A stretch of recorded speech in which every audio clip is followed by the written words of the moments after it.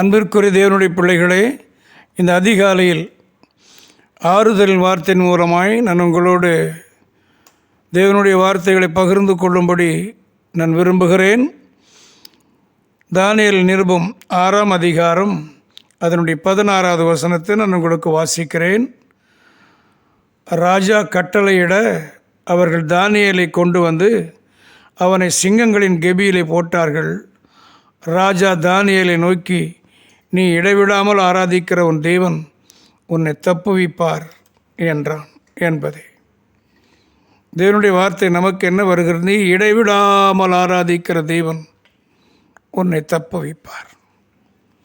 சரியாய் சொன்னான் அந்த ராஜா தானியேலுக்கு. ராஜாவின் கட்டளையும் தள்ளி ஆண்டவரவன் மட்டுமே நம்பி வார்த்தைகளை பகிர்ந்து கொண்ட உன்னுடைய வாழ்க்கையில் இருக்கிற எல்லா நிலைமையும் மாற்றும்படிக்கு நீ ஆராதிக்கிற தேவன் உன்னை விடுவிப்பார் என்ற மிக நம்பிக்கையான வார்த்தை சொல்லுகிறான். அன்புக்குரியவர்களே, நாகர்கோயிலிலே தேவதாசன் என்ற வருகையின் தூதன் ஆசிரியர் ஒருவர் இருந்தார். அவர் கிறிஸ்தவர் அல்ல, கிறிஸ்தவர் அல்லாத குடும்பத்தில் பிறந்தவர் அவர். ஆனால் ஆண்டவர் மீது இடையில் அவர் படிக்கும் தருவாயில் ஆண்டவர் மீது ஒரு நம்பிக்கை வந்தது.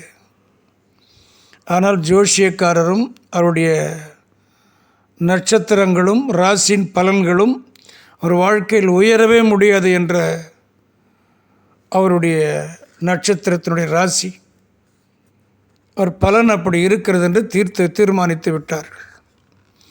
ஆனால் இவர் இடையில் படிக்கிற காலத்தில் இயேசுவை நம்பினார். இடைவிடாமல் வேதாகம் படிப்பார், ஓயாமல் ஆண்டுடைய ஆலயத்திற்கு போவார்.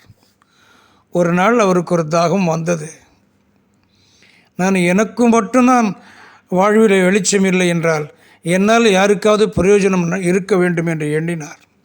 அப்படியானால் இந்த தேவனை கொண்டு போய் ஜனங்களுக்கு சேர்க்க வேண்டும் என்று வருகையின் தூதன் என்ற ஒரு பத்திரிகையை ஆரம்பித்தார். இலவசமாக ஆயிரக்கணக்கான மக்களுக்கு அவர் அனுப்புவார். பெரிய தீர்க்கதரிசி, மறை பொருள்களை வேதத்திலிருந்து வெளிப்படுத்தக்கூடிய தீர்க்கதரிசியாகி லட்சோப ஜனங்களுக்கு இந்த தேவனை சொன்னார். அவர் என்ன சொன்னார்? அந்த ஒரு எழுத்து இருக்கும், முதல் எழுத்து, நான் இடைவிடாமல் ஆராதிக்கிறேன் தேவன் என்னுடைய சாபங்களை, ராசி பலனில் மறைந்திருந்த எல்லா சாபக்கேடுகளை மாற்றி இன்றைக்கு என்னை தேவனுடைய ஊழியக்காரனாய் மாற்றி வைத்திருக்கிறார் என்றவர் அடிக்கடி அவருடைய வார்த்தையில் எழுதுவார். ஏன்? இடைவிடாமல் ஆராதித்த தேவன் அவரை தப்புவிப்பது மட்டுமல்ல, உயரத்திற்கு கொண்டு சென்றார். நீங்களும் நானும் இடைவிடாமல் ஆராதிக்க ஆண்டவரை கற்றுக்கொள்வோம். நம்மையும் இதே தேவன் உயர்த்துவார். கர்த்தர் நம்மை ஆசீர்வதிப்பார்.